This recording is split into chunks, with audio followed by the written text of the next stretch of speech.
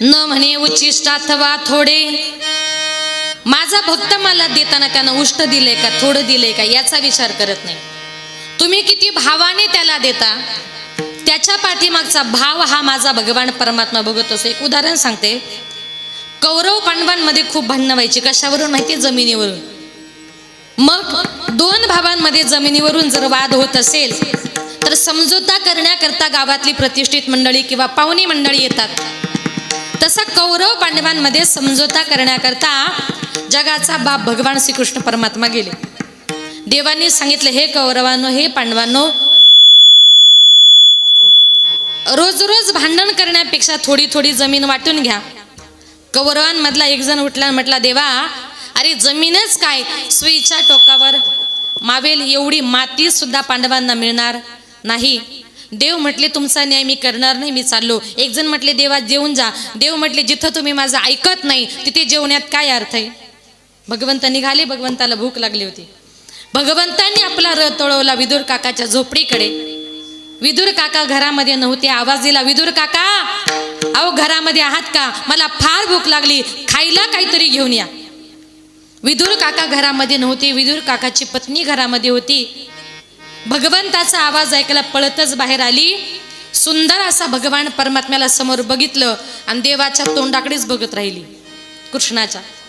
भगवंत म्हटले, काकी, अहो फार भूक लागली, अहो खायला काहीतरी द्या, खायला काहीतरी द्या म्हटल्यानंतर तरी ती भगवंताच्या तोंडाकडेच बघते. भगवंत म्हणतात, काकी, अहो तोंडाकडे बघून काय माझं पोट भरणार आहे? जरा लाजली, पळत घरामध्ये गेली. सुंदर असा भगवान परमात्मा बघितला आणि मोहून गेली. आनंदाच्या भरामध्ये झोपडीमध्ये गेली. एक पिकलेली एक कच्ची केळी तिने आणली.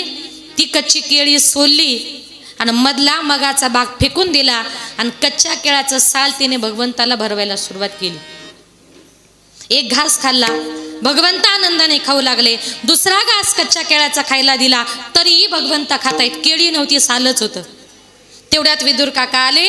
विदुर काकांनी हा सगळा प्रकार बघितला आणि विदुर काका म्हटले, अगं भानावर आहेस का तू? अगं जगाच्या बापाला तू कच्च्या केळीचं साल खायला घालते. विदुर काका ओरडल्याबरोबर ती भानावर आली, लाजली, घरामध्ये पळत गेली. विदुर काका तिच्या पाठीमागे पळत गेले. एक पिकलेली केळी आणली, ती केळी सोलली, तिचं वरचं साल फेकून दिलं आणि मधल्या मगाचा भाग भरवायला सुरुवात केली. एक घास भगवान परमात्म्यानं खाल्ला आणि कृष्णानं तोंड वाकडं केलं. विदुर काका म्हटले, काय झालं देवा? भगवान कृष्ण म्हटले, खरं सांगू का काका, कच्च्या केळाच्या सालामध्ये जे प्रेम होतं, कच्च्या केळाच्या सालामध्ये जी भक्ती होती, ती पिकलेल्या केळाच्या मगामध्ये नाही. थोडक्यात काय, माझा भक्त मला काय देतो यापेक्षा किती प्रेमानं देतो, किती भक्तीने देतो, ती पाठीमागची भक्ती हा माझा भगवान परमात्मा बघत असतो. म्हणून तुकोबाऱ्या म्हणतात, माझे नाथ बाबा म्हणतात, तुम्हाला भगवान परमात्म्याचं चिंतन करायचंय. कसं करा? आवडीने. अभंगाचे प्रथम चरण. आवडीने भावे, आवडीने भावे, आवडीने भावे हरी नाम घ्यायची. आवडीने भावे, आवडीने भावे, आवडीने भावे हरी नाम घ्यायची.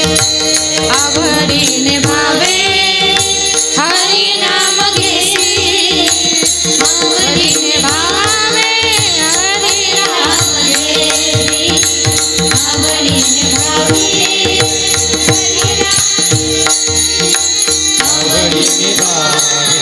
हरी नाम घेसी. आवडीने भावे, आवडीने भावे, आवडीने भावे हरी नाम घ्यायची. आवडीने भावे, आवडीने भावे, आवडीने भावे हरी नाम घ्यायची.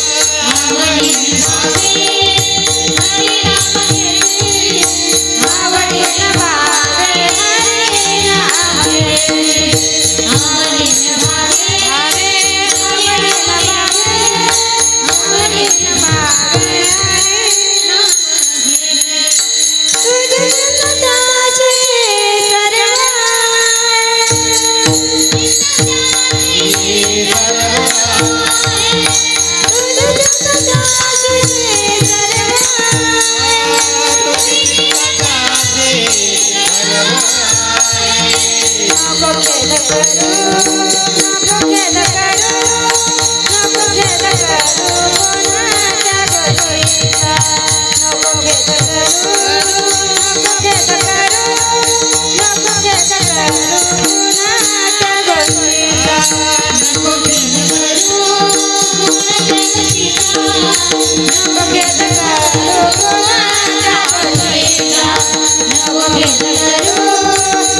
नको खेद करू नको खेद करू कोणाच्या गोष्टीचा आवडी हरी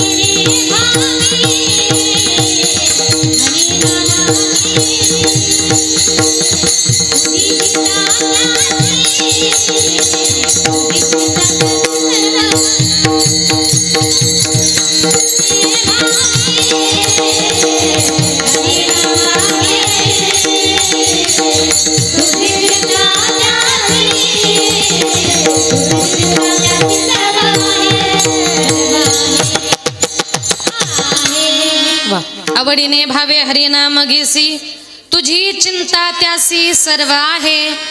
नाथ बाबा म्हणतात तुम्ही आवडीने प्रेमाने त्याचं चिंतन करा. तुम्ही आवडीने जर त्याचं चिंतन केलं, आवडीने चिंतन करायचंय. काही काही लोक देवाचं चिंतन करतात, कोणी भीतीपोटी करतात.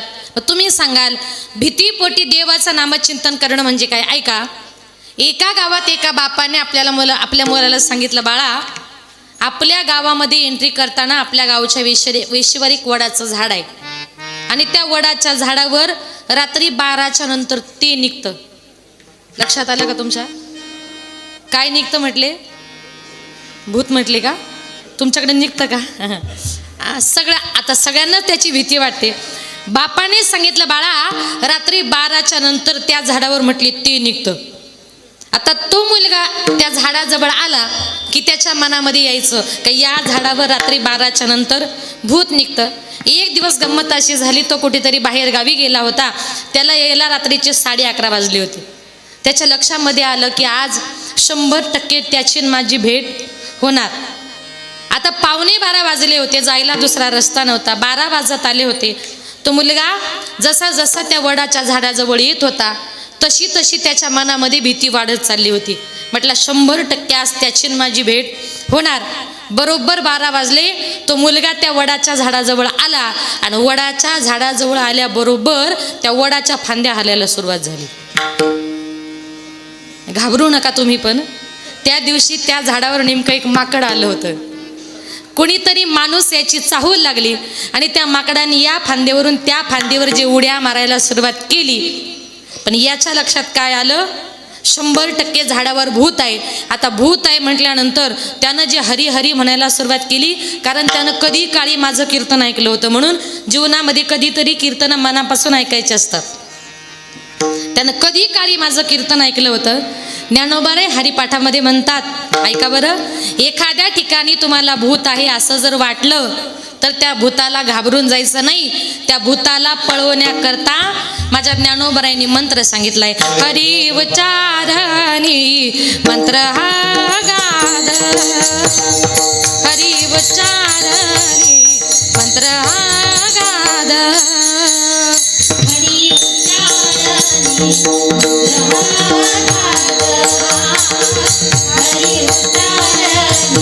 मंत्र हा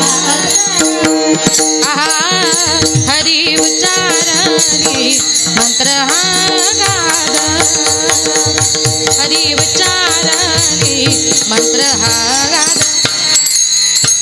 हरी उच्चारणी मंत्र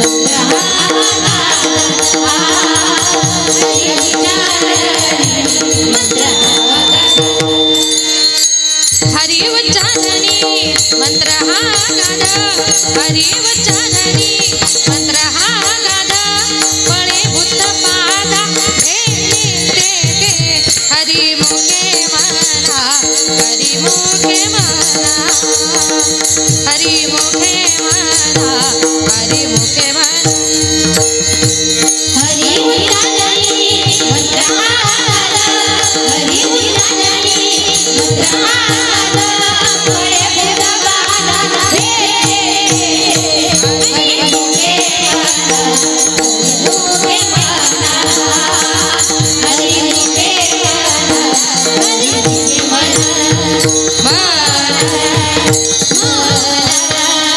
बघा, त्या भूताला पळवण्याकरता ज्ञानोबरायांनी हरिपाठामध्ये मंत्र सांगितला.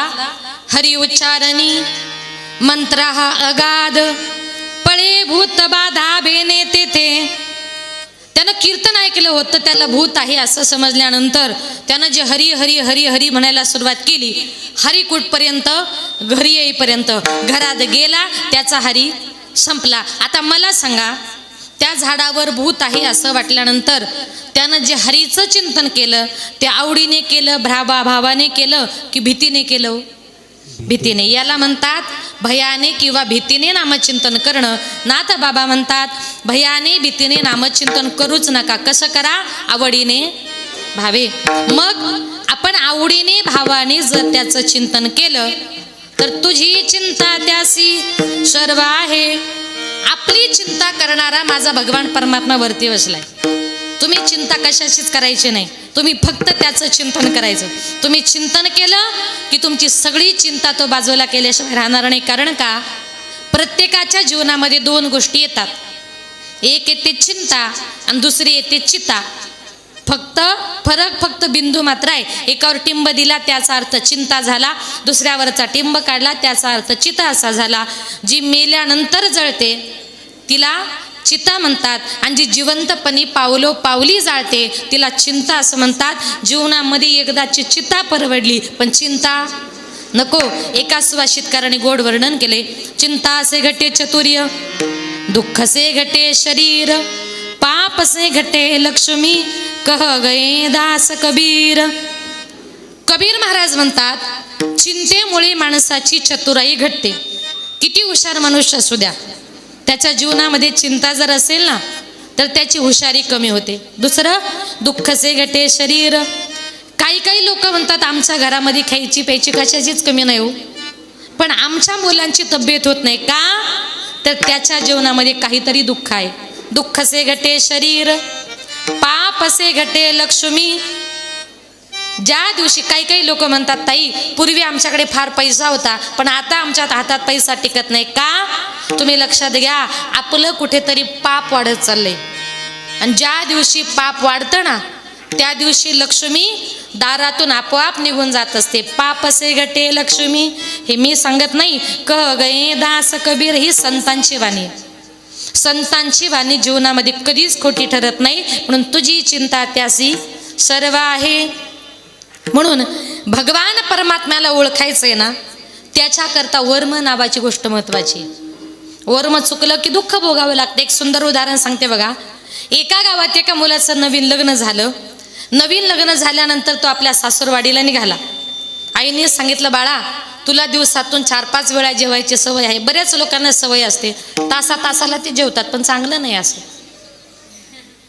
आता आईने सांगितलं बघा मुलगा कितीही जरी मोठा झाला, लग्न जरी झालं तरी आईला तो लहान वाटतो की नाही मातानं? याला म्हणतात लेकुराचे हित. मग तो मुलगा निघाला. आईनं सांगितलं बाळा तुला दिवसातून 4-5 वेळा जेवायची सवय आहे आणि सासूरवाडीला असं सारखं जेवता येणार नाही. मग खिशामध्ये भूक लागल्यानंतर काहीतरी घेऊन जा. म्हणून त्या आईनं आपल्या मुलाच्या खिशामध्ये असे 2 खिशे भरून भेळीतल्या लाह्या म्हणतात ना ते लाह्या किंवा मुरमुरे असे 2 खिशा भरून दिले आणि जावई निघाला सासूरवाडीला. आता रस्त्याने निघाल्यानंतर सासूरवाडीला सकाळी निघाला. एक 10च्या सुमारास जाऊन पोहोचला. आता त्याला वाटलं गेल्याबरोबर जेवण मागायचं तरी कसं, आणि जर गेल्याबरोबर म्हटलं जेवायला वाढा तर सासूबाई सांगेल जावई जरा लहापटच दिसतो. काय करावं म्हटलं, खिशात लाह्या आहे. सासरी बुवा समोर गप्पा मारायला बसले. आता याला खायच्या होत्या लाह्या. त्यानं डोकं लावलं. म्हटलं सासरी बुवा मी सकाळी लवकर निघालो होतो, प्रवास करून फार कंटाळा आलाय, मला फक्त एक 15 मिनिटं आराम करायचा आहे. तुम्ही 15 मिनिटाकरता बाहेर जा. याला खायच्या होत्या लाह्या. आता सासरी बुवा घराच्या बाहेर गेले. त्यानं दार लावलं पण गडबडीमध्ये तो कडीच लावायला विसरला आणि त्याला वाटलं कुणीतरी यायच्या अगोदर लाह्या संपल्या पाहिजे. म्हणून त्यानं दोन्ही खिशामध्ये हात घातला. 2 मूठ भरून लाह्या काढल्या आणि तोंडामध्ये घातल्या. आता मला सांगा 2 मूठ लाह्या जर तोंडामध्ये घातल्या त्या चावता येतील का? आणि नसेल माझ्यावर विश्वास तर घरी जाऊन दुपारी प्रयोग करा बघा. आता 2 मोठला या तोंडामध्ये घातल्या आणि तेवढ्यात त्याच्या मोठ्या मेहुण्याला समजलं आपले दाजी आले. तो मेहुणा जसा पळत आला, दार ढकललं, म्हटला दाजी कधी आलात, बरे आहात का, आमची ताई कशी आहे. मेहुण्याचा आवाज ऐकला, यानं गरकन तोंड फिरवून मान खाली घातली, कारण बोललो तर लाह्या बाहेर येतील. आता त्या मेहुण्याला वाटलं दाजींना काही राग तर नाही आला, म्हणून तोही असा फिरला आणि खाली वाकून बघितलं. बघतो तर काय, आपल्या दाजींचं तोंड कशाने तरी सुजलेलं. पळतच गेला, म्हटलं आई बाबा अहो आपल्या दाजींचं तोंड कशाने तरी सुजलं. सासरा म्हटला 2च मिनिटं झाले बाहेर गेलो, काहीच नव्हतं. झालं तरी काय, वैद्य बोलवला, अनेक प्रकारचे इंजेक्शन दिले, फरक पडत नाही. सगळे उपाय करून थकले. सासूबाई म्हटली इतक्या वर्षानं जावई आपल्या घरी आला आणि त्यात हे काय होऊन बसले, इंजेक्शन देऊ फरक पडत नाही. सासूबाई म्हटली आपण घरगुती गावठी उपाय करू. म्हणे काय, बघा पूर्वीच्या काळी अंगावर जर सूज आली तर ते वाळूने किंवा विटेने शेकवायचे. सासूबाई म्हटली असं करा, यांना वाळूचा विटेचा फरक पडणार नाही, सूज इतकी डेंजर आहे, 2 उलटण्या चुलीमध्ये तापायला घाला. 2 उलटल्या चांगल्या चरचरीत तापवल्या, 2ही उलटण्या याच्या गालावर ठेवल्या. आता तुम्ही जावई लोक बोला, हा सासूरवाडीला किती त्रास झाला तरी चालेल, पण सासूरवाडीला आपली इज्जत जाऊ द्यायची. बघा कशी सगळेच नाही म्हटली. इज्जतीसाठी अक्षरशः सगळे चटके सहन केले, पण तोंड काही उघडलं नाही. आता सासूबाई म्हटली इंजेक्शन देऊन फरक पडत नाही, चटके देऊन फरक पडत नाही, सगळे उपाय करून थकले. आणि तेवढ्यात त्याचा सगळ्यात छोटा मेहुणा गेला होता शाळेत. त्या दिवशी गुरुजींनी नेमकं शाळेमध्ये शिकवलं, एखाद्या माणसाची दातखिळ जर बसली आणि एखादा मनुष्य तोंड उघडत नसेल तर त्याचं नाक दाबायचं, मनुष्य आपोआप तोंड उघडतो. तो मुलगा शाळेतून घरी आला, बघतो तर काय, घरासमोर सगळी गर्दी जमलेली. काय झाले कोणी सांगत नाही.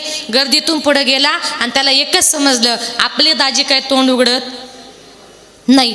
गर्दीतून पुढे गेल्याबरोबर त्याने आपल्या दाजींचं असं नाक दाबून धरलं. 1 मिनिट झाला, जीव जायची वेळ आली आणि जीव जायची वेळ आल्याबरोबर त्या दाजींनी फुर्रकन सगळ्यांच्या अंगावर मुरमुऱ्यांचा फवारा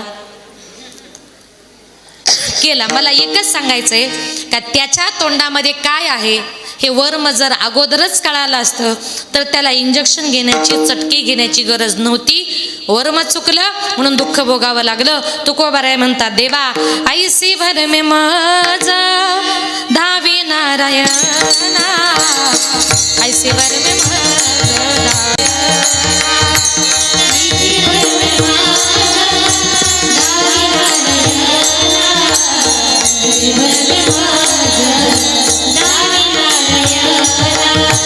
ऐसी भर में माझा धावी नारायणा, ऐसी भर में माझा धावी नारायणा, ऐसी भर में माझा धावी नारायणा, ऐसी भर में माझा धावी नारायणा. अंतरीच्या खुणा प्रगटोनी, अंतरीच्या खुणा प्रगटोनी, अंतरीच्या खुणा प्रगटोनी, अंतरीच्या खुणा प्रगटोनी, हे अंतरीच्या खुणा प्रगटोनी, अंतरीच्या खुणा प्रगटोनी, ऐसी भर में माझा धावी नारायणा, ऐसी भर में माझा धावी नारायणा, ऐसी भर में माझा धावी नारायणा, ऐसी भर में माझा धावी नारायणा, ऐसी भर में माझा धावी नारायणा, ऐसी भर में माझा धावी नारायणा, ऐसी भर में माझा धावी नारायणा, ऐसी भर में माझा धावी नारायणा, धावी नारायणा, धावी नारायणा. तुकोबाराय म्हणतात, देवा असं वर्म सांगा जे वर्म आमच्याकडून कधी चुकता कामा नये. मी देवाला ओळखायला, संतांना ओळखायला जीवनामध्ये मी कधी चुकणार नाही. आणि मी देवाचं, संतांचं चिंतन करत असताना कसं करेल ना. आता बाबा म्हणतात, आवडीने भावे हरिनाम घेसी, तुझी चिंता त्यासी सर्व आहे. आणि म्हणून माझे नाथ बाबा म्हणतात की आपण हा देह घेऊन या मृत्यू लोकामध्ये जन्माला आलोय. इथे जन्माला आल्यानंतर या देहाने आपल्याला फक्त भगवान परमात्म्याचं नामचिंतन करायचंय. हा देह केवळ त्याचं भजन पूजन नामचिंतन करण्याकरता दिलाय. आणि नाथ बाबा म्हणतात, जी लोक जन्माला येऊन कधी भगवान परमात्म्याचं चिंतन करत नाही, हरिपाठ नाही, काकडा नाही, भजन नाही, कीर्तन नाही, त्या लोकांचा जन्माला येऊन काय फायदा हो. माझ्या नाथ बाबांनी म्हटले, भक्तिविना पशु कशासी वाढला, सटविने नेला कैसा नाही, सटविने नेला कैसा नाही, सटविने नेला कैसा नाही. भक्तिविना पशु कशासी वाढला. अरे तुम्हाला जर देवाचं चिंतन करायचं नाही तर त्या माणसाला माझ्या नाथ बाबांनी पशीची उपमा दिली. तुमच्यापेक्षा कुत्रे मांजर बरे हो. काय कारण का त्यांना देवधर्म कळत नाही. पशु काय पाप पुण्य नेनती, उत्तम मध्यम भोग भोगीती. त्यांना पाप पुण्य कळत नाही, पाप पुण्य कळतं ते माणसाला. आणि मग तुला जर देवाचं ज्ञान नाही कोठे, आणि कहे ज्ञान नाही कोठे, आणि कहे ज्ञान, नाही कोठे, आणि कहे ज्ञान. यात देई घडी देवाचे भजन, यात घडीचा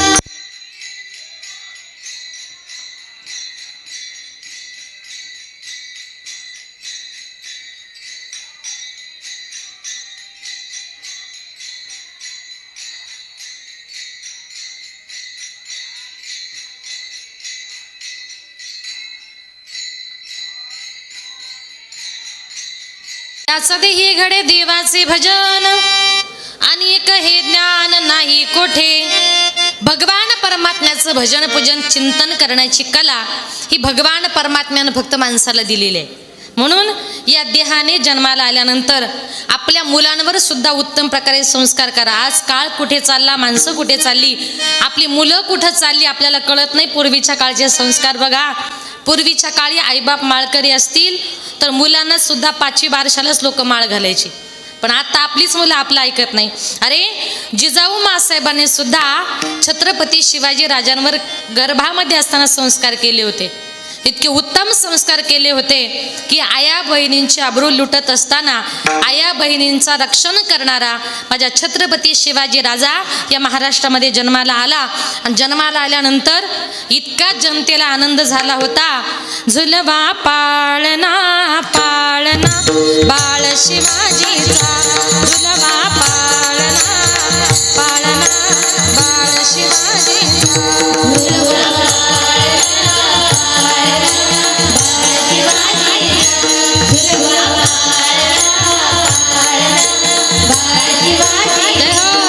झुलवा पाळणा पाळणा बाळ शिवाजीचा, झुलवा पाळणा पाळणा बाळ शिवाजीचा, झुलवा पाळणा पाळणा बाळ शिवाजीचा, झुलवा पाळणा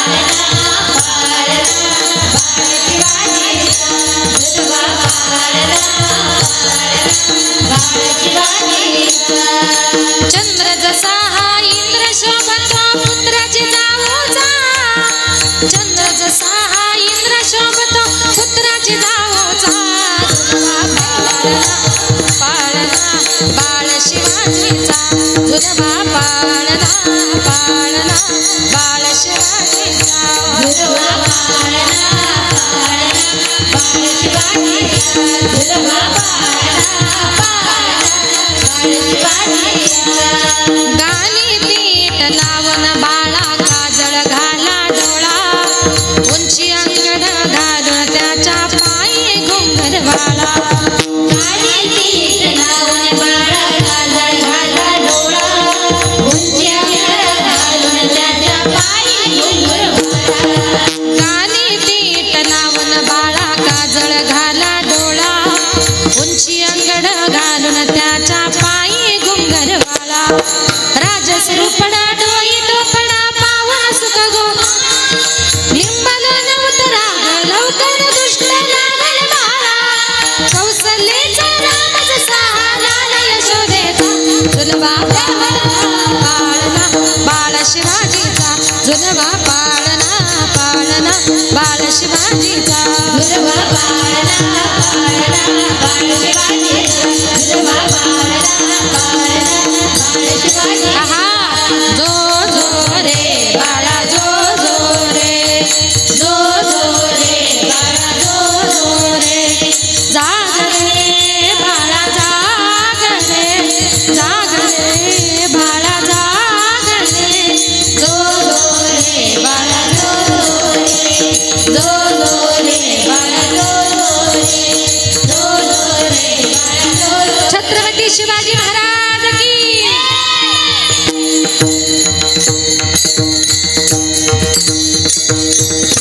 बघा जिजाऊ मासाहेबांनी जर उत्तम प्रकारे संस्कार केले नसते तर छत्रपती शिवाजी राजांसारखा राजा जन्माला आला नसता. म्हणून माय बापांनो इथून पुढे आपल्या मुलांवर फक्त उत्तम संस्काराची गरज आहे. मुलं मोठी झाली त्यांना थोडं सारी पाठाला पाठवा, भजनाला पाठवा, कीर्तनाला पाठवा. इकडे जर गेली ना तरच तुमच्या मुलांचा उद्धार होईल, अन्यथा आपली मुलं कुठल्या मार्गाला जातील हे आपण सांगू शकत नाही. म्हणून नाथ बाबा म्हणतात तुम्ही तुमच्या मुलांना हरिपाठाला कीर्तनाला पाठवा, मग तुझी चिंता त्यासी सर्व आहे. आपल्या मुला बाळांची चिंता करायला तो वरती बसलाय ना, तुम्ही त्याची चिंता करायची नाही. आणि म्हणून जीवन जगत असताना कितीही जरी दुःख आपल्या वाट्याला आलं तरी कुठल्याही गोष्टीचा खेद मनामध्ये बाळगायचा नाही.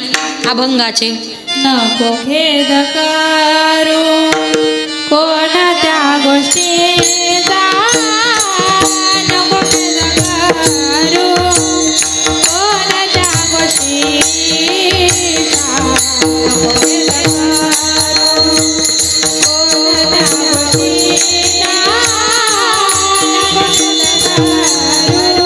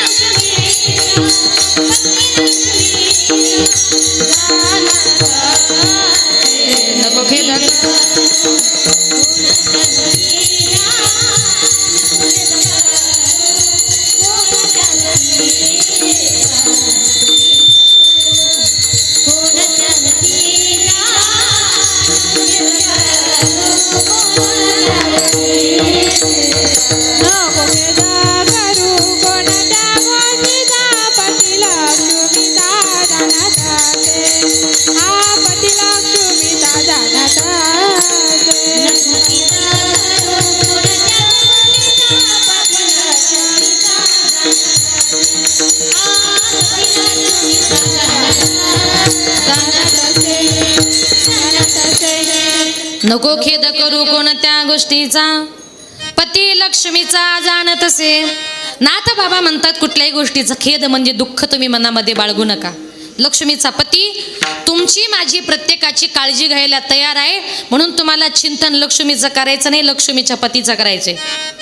काही काही लोक सकाळी सकाळी उठले की फक्त तिच्याच पाठीमागे लागतात. ती म्हणजे लक्षात आलं का कोण? लक्ष्मी. लक्ष्मी म्हणजे आपल्या भाषेमध्ये पैसा. लोक उठले की पैशाच्या पाठीमागे पळतात, तिच्या पाठीमागे पळून चालणार नाही.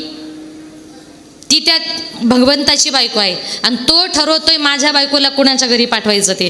पैसा पैसा लक्ष्मी लक्ष्मी करून लक्ष्मी मिळणार नाही. तुम्हाला जर लक्ष्मी मिळवायचं असेल तर त्या अगोदर तुम्हाला नारायणाचं, भगवान परमात्म्याचं चिंतन करावं लागेल. आणि तुम्ही नारायणाचं जर चिंतन केलं, तुम्ही घरामध्ये बसून हरिपाठ केलं, भजन केलं, एखादा अभंग जर म्हटलात तर सुखे येतो घरा नारायण. देव तुमच्या घरामध्ये येईल. आणि देव घरामध्ये आला की सगळ्या जगाला माहिती आहे देवाच्या चरणाची सेवा कोण करते? कोण करते? लक्ष्मी. मग देव आला की लक्ष्मी आपोआप घरामध्ये येते. पाय लक्ष्मीचे हाती, लक्ष्मीचे हाती, पाय लक्ष्मीच्या हाती, लक्ष्मीच्या हाती, पाय लक्ष्मीचे हाती, लक्ष्मीचे हाती, पाय लक्ष्मीच्या हाती, लक्ष्मीच्या हाती, पाय लक्ष्मीचे हाती दिसी येतो.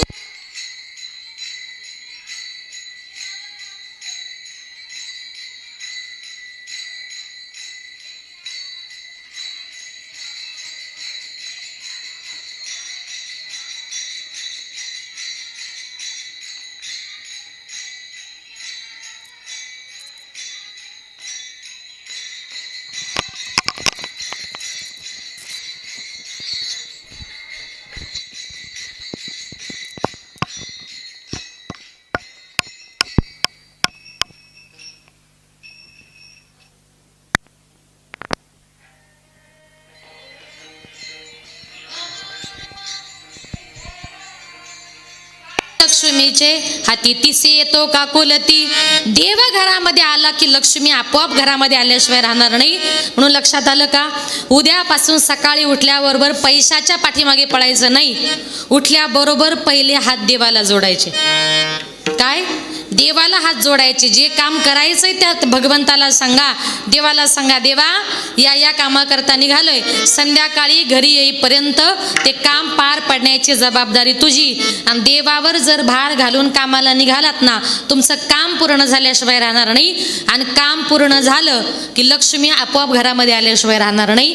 म्हणून तुकोबाराय म्हणतात, तुझी नाथ बाबा म्हणतात, तू चिंता करायची नाही, नको खेद करू कोणत्या गोष्टीचा, पती लक्ष्मीचा जाणत असे. जीवनामध्ये आपण फक्त याला त्याला माझं माझं म्हणतो. जिवंतपणे लोक म्हणतात बायको माझी, मुलं माझी, आई माझी, बाप माझा, सगळ्या जगदुनियेला माझं माझं म्हणतो. पण कुठपर्यंत? जोपर्यंत संकट नाही येत तोपर्यंत. ज्या दिवशी जीवनामध्ये काहीतरी संकट येतं ना, एक माया नावाची गोष्ट अशी आहे, त्या मायेपोटी मनुष्य माझं माझं म्हणतोय, पण कुणीच कुणाचं नाही. एक सुंदर उदाहरण सांगते बघा. एका गावामध्ये एक साधू महाराज आले. ते सत्संग घ्यायचे, तरुण मुलांची योग साधना वगैरे घ्यायचे. एक तरुण मुलगा त्या महाराजांकडे गेला आणि सांगितलं, महाराज मी तुमच्या योग साधनेला सत्संगाला रोज येईल, पण मी माझ्या घरी अर्धा तास लवकर जाईल. महाराजांनी सांगितलं, असं का? त्याने सांगितलं, महाराज माझ्या घरी माझी बायको आणि माझी आई वडील मी घरी गेल्याशिवाय अजिबात जेवत नाही. महाराज म्हटले, तुझा काहीतरी गैरसमज आहे. अरे या जगामध्ये कुणीच उपाशी राहत नाही. बायकोही नवऱ्याला असंच म्हणते, तुम्ही आल्याशिवाय मी जेवत नाही, आणि ती दिवसभर काही ना काहीतरी खात असते. बघा, आता महाराजांनी सांगितलं, बाबा तुझा गैरसमज आहे. तो म्हटला, नाही महाराज, परीक्षा घ्यायची का? म्हटली, घ्या परीक्षा. महाराजांनी सांगितलं, बघ आपल्या योग साधनेमध्ये एक योग साधना अशी आहे का ती योग साधना केल्यानंतर काही काळ माणसाचा श्वास बंद होतो आणि अक्षरशः माणूस बेशुद्ध पडतो. तू घरी जा, उद्या सकाळी उठला की तो ती योग साधना कर. तू बेशुद्ध पडला का मी तुझ्या घरातल्या लोकांची परीक्षा घेतो. ठीक आहे म्हटला. तो मुलगा घरी गेला, सकाळी सकाळी उठला आणि त्याने अंथरुणामध्येच योग साधना करायला सुरुवात केली. योग साधना करता करता अचानक तो त्या साधनेमध्ये गेला, त्याचा श्वास बंद झाला. बायको आली, म्हटली, अहो उठा ना, आंघोळ करा, नाश्ता करा, जरा चहा घ्या. नवरा हालत नाही, बोलत नाही. तिच्या लक्षामध्ये आलं. असं नाकाजवळ बोट नेलं, श्वास नाही. पोट बघितलं, हालत नाही. म्हटली 100% नवऱ्याला हार्ट अटॅक आला आणि माझा नवरा गेला. घड्याळ बघितलं तर फक्त सकाळचे 9 वाजले होते. दृष्टांत सांगते बरं. सकाळचे 9 वाजले होते. म्हटली आता फक्त सकाळचे 9 वाजलेत, आता नवरा तर गेलाय. पाहुण्यांना फोन करता करता 11-12 वाजतील. पाहुणे येता येता 1-2 वाजतील. याची मौत नेता नेता 3-4 वाजतील. बरं, तिकडून आल्यानंतर नवरा मेला, मग जेवता सुद्धा येणार नाही. म्हटली दिवसभर कोण उपाशी राहील. मस्तपैकी पोहे वगैरे बनवून खाल्ले, दूध वगैरे पिलं, असं फुल पोट भरलं. रूममध्ये गेली, जे रडायला लागली, माझ्या अगोदर कशी काय गेले, सगळ्यांना सकाळी सकाळी उपाशीच ठेवून गे. आता ही उपाशी होती. सासू सासऱ्यांना आवाज गेला, पळत आले. काय झालं म्हणे, अहो योग साधना करता करता तुमचा मुलगा गेला. अचानक काय झालं. म्हटले इतक्या दिवस मुलगा चांगला होता. आईबाप तिथून उठले, त्या साधू महाराजांकडे गेले आणि सांगितलं, महाराज अहो इतक्या दिवस आमचा मुलगा चांगला होता, हो तुमच्या नादाला लागला आणि आमचा मुलगा गेला. काही करा, आमच्या मुलाला जिवंत करून द्या. साधू महाराज म्हटले, आत्तापर्यंत मेलेला मनुष्य कधी जिवंत करता येतो का. त्यानं सांगितलं काही करा, तुमच्यामुळे आमचा मुलगा गेला, आम्हाला फक्त आमचा मुलगा जिवंत करून पाहिजे. साधू महाराज म्हटले ठीक आहे, पुढे चला, मी येतो. साधू महाराज आले, सगळी नातेवाईक मंडळी आली. साधू महाराज आल्याबरोबर सगळ्यांनी वाको नमस्कार केला. महाराज उभे राहिले आणि महाराजांनी सांगितलं, माझ्यामुळे तुमचा मुलगा गेला, मी तुमच्या मुलाला जिवंत करून देतो, पण एका अटीवर. म्हणे कुठली. महाराजांनी सांगितलं, माझ्या हातामध्ये हा अमृताचा प्याला आहे. बसलेल्यांपैकी जो हे अमृत घेईल तो मरेल आणि तुमचा मुलगा जिवंत होईल. आता बसलेल्या नातेवाईकांपैकी कुणाला गरज आहे. कुणीच अमृताचा प्याला घ्यायला तयार नाही. आई रडत होती. आईला रडताना बघितलं. महाराज आईच्या जवळ गेले, सांगितलं, आई रडू नका, मुलगा परत जिवंत हवाय ना. म्हटली हो महाराज. मग असं करा, तुम्ही एवढा अमृताचा प्याला घ्या, तुम्ही मराल आणि तुमचा मुलगा जिवंत होईल. आईने सांगितलं, महाराज मी मरून कसं जमेलो, माझ्या पाठीमागं माझे बाकीचे मुलं नातवंड सुना, त्यांचा सांभाळ कोण करेल. म्हटले घेत नाही का. म्हटले नाही. बापाकडे गेले. बाप रडत होता. बापाला सांगितलं, बाबा रडू नका, काय करू. अहो मुलगा जिवंत हवाय. म्हटले हो महाराज. म्हटले मग असं करा, तुम्ही एवढा अमृताचा प्याला घ्या, तुम्ही मराल आणि तुमचा मुलगा जिवंत होईल. त्यानं सांगितलं, महाराज अहो मी मेल्यानंतर माझी एवढी शेती वाडी द्राक्षाच्या बागा कोण सांभाळेल. म्हटले घेत नाही का. म्हटले नाही महाराज. पुढे गेले. बायको रडत होती. बायकोला सांगितलं, ताई रडू नका, पती परत जिवंत हवाय ना. म्हटली हो महाराज. मग असं करा, तुम्ही एवढा अमृताचा प्याला घ्या, तुम्ही मराल आणि तुमचा नवरा जिवंत होईल. ती बाई म्हटली, महाराज मी मरून त्याला जिवंत करून मला त्याचा काय फायदा. म्हटले घेत नाही का. म्हटले नाही महाराज. महाराज म्हटले, अरे तुम्हाला तुमचा मुलगा जिवंत करून पाहिजे आणि अमृताचा प्याला घ्यायला कुणीच तयार नाही, तुमचा मुलगा जिवंत करायचा कसा. मग ते आईबाप उठले, साधू महाराजांच्या पाया पडले, 2 हात जोडले आणि सांगितलं, महाराज आता तुम्हीच असं करा. महाराज म्हटले कसं करू. आईबाप म्हटले, महाराज तुम्हाला बायको नाही, मुलं नाही, संसार नाही, प्रपंच नाही, बरं तुम्ही मेल्यावर तुमचं कुणाला दुःखही होणार नाही. महाराज तुम्ही असं करा, तुम्ही एवढा अमृताचा प्याला घ्या, तुम्ही मेले की आम्ही तुमचा 10वा 13वा दरवर्षी वर्ष श्राद्ध गावाला जेवण मोठा कार्यक्रम करू. महाराज तुम्ही मरा, पण आम्ही आमच्या मुलाकरता मरायला तयार होत नाही. आणि त्या क्षणी त्या महाराजांनी त्या मुलाला उठवलं. ऐकलंस ना बाळा. म्हटले हो. बघ या जगामध्ये तू सांगत होता ना माझे आईबाप आणि माझी बायको, अरे तुझ्या पाठीमागेच बघ, नाही कुणाचे कोणी, तुझे नव्हे रे कोणी, अंती जाशील एकला प्राण्या, माझे माझे म्हणून, बहीण कुणाची, भाऊ कुणाचा, कोण कुणाचे, सगळे सोय रे, मेल्या मागे सर्व राहिले, तुटतील धागे दोरे, प्राण्या मायेचा बाजार, प्राण्या मायेचा बाजार, नाही कुणाचे कुणी, तुझे नव्हे रे कोणी, अंती जाशील एकला प्राण्या, माझे माझे म्हणून, अंती जाशील एकला प्राण्या, माझे माझे म्हणून.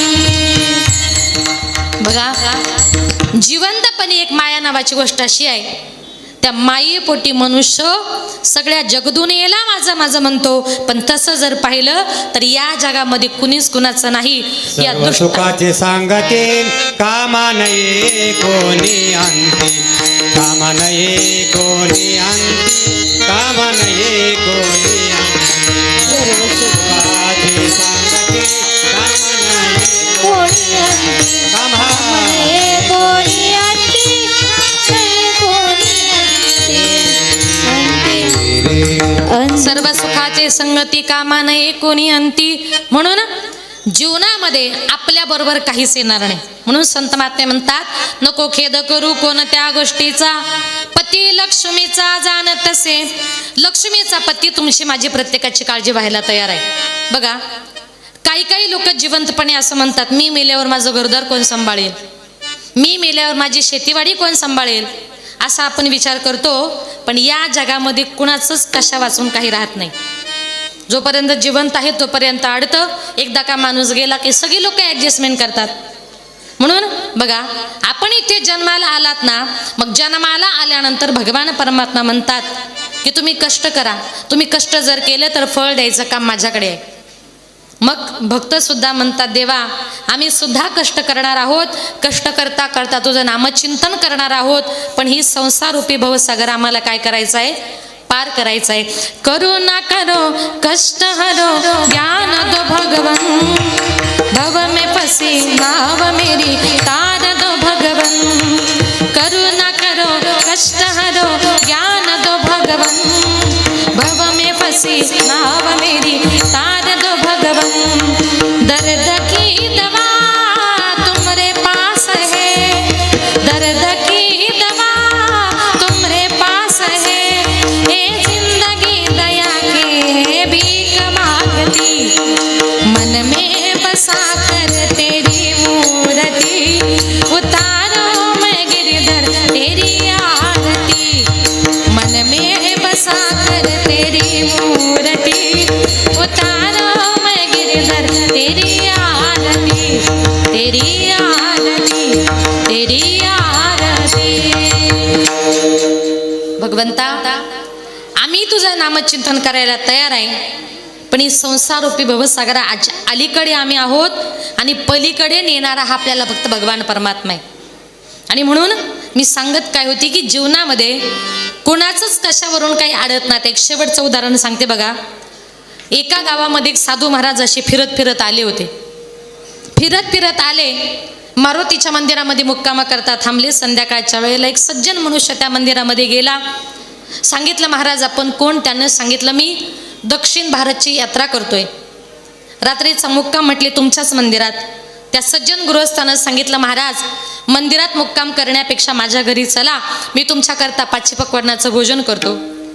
साधू महाराज त्या सज्जन माणसाच्या घरी मुक्कामाला गेले. भोजन वगैरे झालं, रात्री मुक्काम केला. सकाळी उठले आणि त्या साधू महाराजांनी सांगितलं तुम्ही माझी खूप छान सोय केली, तुमच्या घरी राहून आनंद वाटला, आता मी येतो. पण त्या सज्जन महाराज माणसाला सांगितलं बाबा तुम्ही धार्मिक दिसता, येता का माझ्याबरोबर दक्षिण भारतच्या यात्रेला? 6 महिन्याचा प्रश्न आहे. त्यानं सांगितलं महाराज मी तुमच्याबरोबर यात्रेकरता आलो असतो, पण घरी माझी बायको 2 मुलं आहेत, त्यांचं कसं होणार?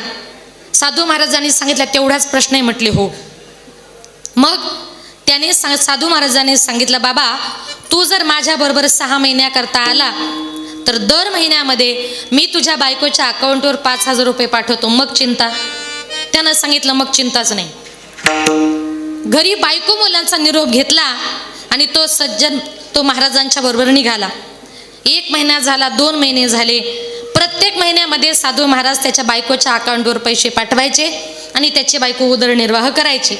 पण हा जेवायला बसला की म्हणायचा महाराज माझी बायको जेवली असेल, माझे मुलं जेवले असतील, ते आता काय करत असतील, त्यांना बरं वाटत असेल का? महाराज म्हटले अरे हा यात्रा करतोय दक्षिण भारतची आणि हरिपाठ करायचं सोडून बायको मुलांचं चिंतन करतोय. पण याचे बायको मुलं याचा किती विचार करतात महाराजांना त्याला दाखवून द्यायचं होतं. 1-2 महिने झाले. 3ऱ्या महिन्यामध्ये साधू महाराजांनी त्याच्या नकळत एक पत्र लिहिलं परीक्षा घ्यायला. त्या पत्रामध्ये असं लिहिलं कळवण्यात अत्यंत वाईट वाटते की जे तुमचे पती माझ्याबरोबर दक्षिण भारतची यात्रा करण्याकरता आले होते रस्त्यानं चालत असताना 2 महिने आमचा प्रवास खूप सुखाचा आनंदाचा झाला. पण 3ऱ्या महिन्यामध्ये रस्त्यानं चालत असताना एका भरधाव ट्रॅक खाली तुमचे पती सापडल्यामुळे त्याच्यामध्ये तुमच्या पतीचा मृत्यू झाला. कळावे तुमचा साधू. पत्र घरी आलं. त्या बाईला वाटलं मनी ऑर्डर आली की काय. आनंदाने पत्र खोललं, पत्र वाचलं. पतीच्या निधनाची बातमी कानावर आली आणि त्या बाईनं रडायला सुरुवात केली. बघता बघता सगळा गाव गोळा झाला. सगळी नातेवाईक मंडळी आली. त्या बाईनं रडायला सुरुवात केली. आता माझे पती गेले, मी जगायचं कसं, माझ्या मुलांनी राहायचं कसं. कुणी एक साधू महाराज दर महिन्याला 5,000 रुपये पाठवायचे. त्या महाराजांचाही पत्ता नाही. आता आमचं होणार कसं. गावातले सरपंच जरा चांगले होते. सरपंच पुढे आले आणि सांगितलं, बाई तुम्ही रडू नका, हवं तर मी तुम्हाला महिन्याला 5,000 रुपये देतो, पण तुम्ही रडू नका. सरपंचाचं बोलणं ऐकलं. लगेच उपसरपंच पुढे आले. त्यानं सांगितलं, ताई तुम्ही रडू नका, हवं तर दर महिन्याचा किराणा मी तुम्हाला देतो, पण तुम्ही रडू नका. गावातले बाकीचे सदस्य आले, प्रतिष्ठित मंडळी आली, सगळेजण आले. सांगितलं, ताई तुम्ही रडू नका, आपलं गाव फार मोठं आहे, सदन आहे, गावातल्या प्रत्येक घरातून दर महिन्याला आम्ही तुम्हाला 50-50 रुपये काढून देऊ, पण तुम्ही रडू नका. एवढ्या सगळ्यांचं ऐकलं आणि ती बाई शांतच झाली. आणि दर महिन्याला त्या बाईचं रुटीन सुरू झालं. सरपंचाचे 5,000, उपसरपंचाचा किराणा, गावातल्या सगळ्या लोकांकडून 50-50 रुपये, कोणाचे साड्या, कोणाचे कपडे, कोणाचे पैसे, कोणाचा किराणा. असं करता करता एक 2-3 महिन्यामध्ये त्या बाईच्या जवळ 7-8 लाख रुपये जमा झाले. कारण येणं होतं, जाणंच नव्हतं. तिने विचार केला, एवढ्या पैशाचं करायचं काय. म्हटली छोट्या घरात राहण्यापेक्षा एखादा चांगला सिंगल बंगला बांधू. त्या बाईनं बंगला बांधला. रोज मुलांना काजू काय, बदाम काय, सफरचंद काय, चांगले कपडे काय. 2 महिन्यामध्ये काजू, बदाम, सफरचंद खाऊन तिघे जण चांगले तयार झाले. आणि तो तिकडे चिंता करत होता, माझे बायको मुलं काय खात असतील, त्याला काय माहीत काजू बदाम खाता येते. असं करता करता 6 महिने झाले. दक्षिण भारतची त्याची यात्रा पूर्ण झाली. यात्रा पूर्ण झाली, परत आले. शेजारच्या गावामध्ये मुक्कामाला थांबले. त्यानं सांगितलं, महाराज आत्ताच आमच्या गावात चला ना. महाराजांनी सांगितलं, असं रात्री बेरात्री गावात जाणं बरं नाही.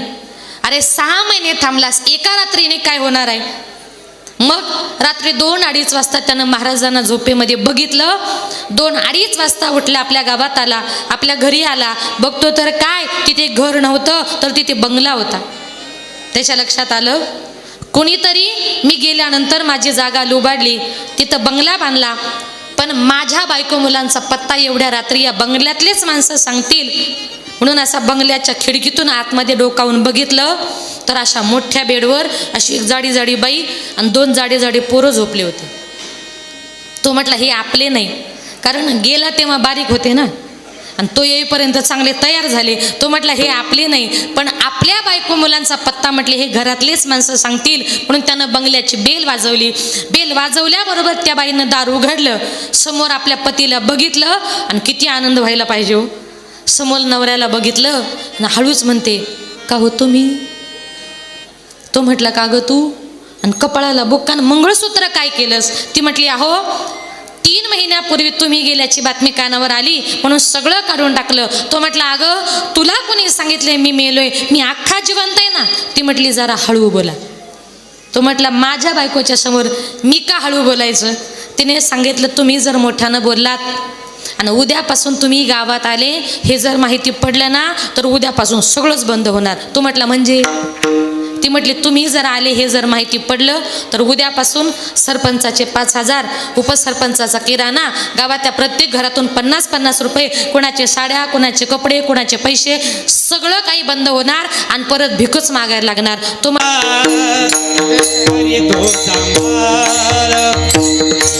सकल जीवांचा करीतो सांभाळ.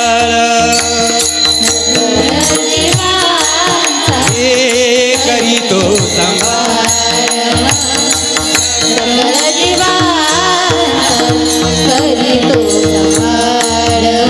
सकल जीवांचा, सकल जीवांचा, सकल जीवांचा करीतो सांभाळ.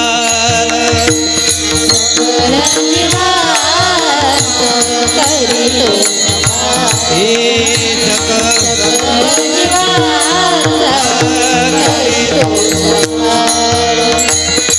तुझ मोकळीना आईचे नाही तुझ मोकळीना आईचे नाही नको खेद करू कोणत्या गोष्टी नको खेद करू कोणत्या गोष्टीचा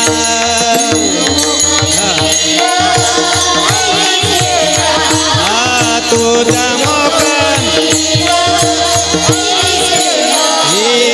नको खेद करू कोणत्या गोष्टी नको खेद करू कोणत्या गोष्टीचा कोणत्या गोष्टीचा सकळ जीवांचा करीतो संभाळ तूज मोकलीला ऐसे नाही. मग अशी दृष्टांत सांगितला ना. नाथ बाबा म्हणतात आपल्या सगळ्यांचा संभाळ करणारा भगवान परमात्मा आहे आणि आपण जर त्याचं चिंतन केलं तर तो आपलं सगळं काही सांभाळल्याशिवाय राहत नाही. म्हणून तुकोबाराय म्हणतात भगवान परमात्म्याने आपल्याला जेवढं दिलंय ना त्याच्यामध्ये तुम्ही समाधान माना. अभंगाचे 4 जैसी स्थिती आहे तैसा परी राहे जैसी स्थिती आहे तैसा परी राहे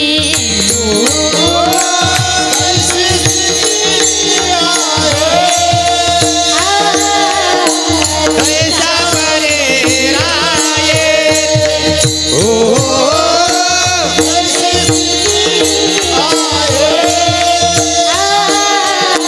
कैसा परे राये कमतुका तो पाहे संचिताचे कमतुक तू पाहे संचिताचे कमतुका तो पाहे संचिताचे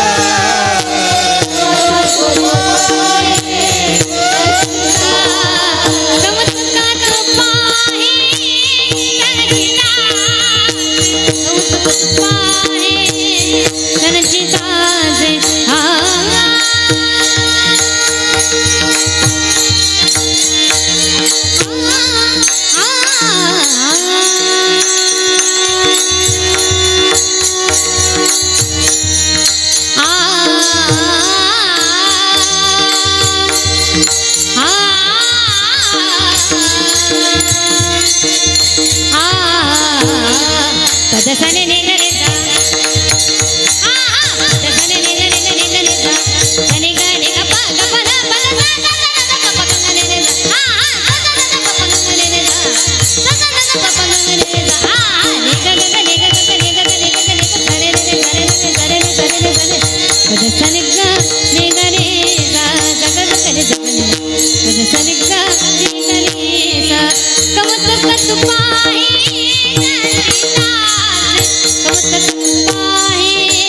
संचिताचे हो नको खेदा करू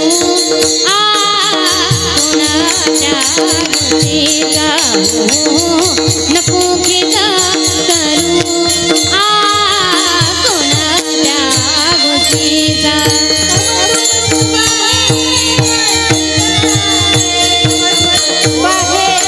संचिताचे तव दुःख तू पाहे तव दुःख तू पाहे संचिताचे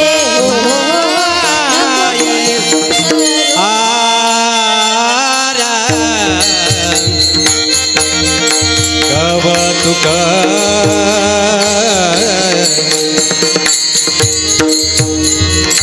कवतुका तो पाये कवतुक कवतुक तो पाये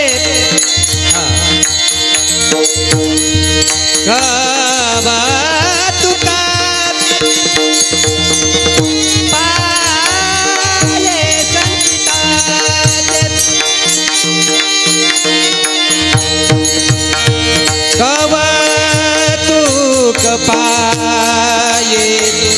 पाये पाये कव तुका नको भेटा काढो कोणाच्या नको केला कर कोणाच्या गोष्टी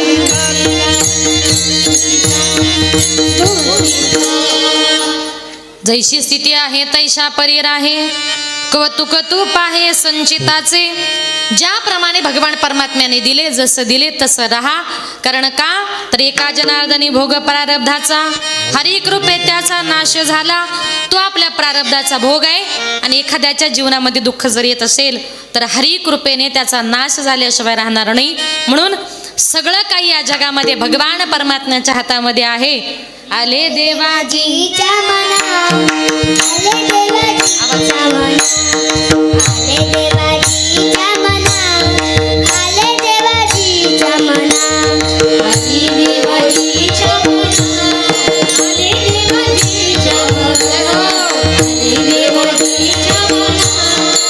आले देवाजीच्या मना आले देवाजीच्या मना आले देवाजीच्या मना आले देवाजीच्या मना आले देवाजीच्या मना आले देवाजीच्या मना आले देवाजीच्या मना आले देवाजीच्या मना आले देवाजीच्या मना ते कोणाचे चाले ते कोणाचे चाले